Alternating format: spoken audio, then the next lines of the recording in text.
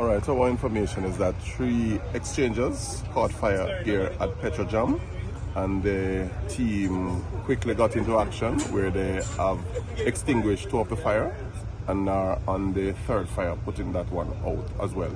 It's not as serious as we are hearing from some persons, really. It's now under control based on our information. Do you know if anybody was hurt? Nobody was injured based on the reports coming to us. So we are just here to make sure that if there is any need for crowd control or anything, we will respond. But it's usually the firefighters who are at the front of what is happening here now. What are exchanges? What are those? Do you have any idea what those are? Well, I heard the term exchanges, which is the valves that are used to transport the different fuel types.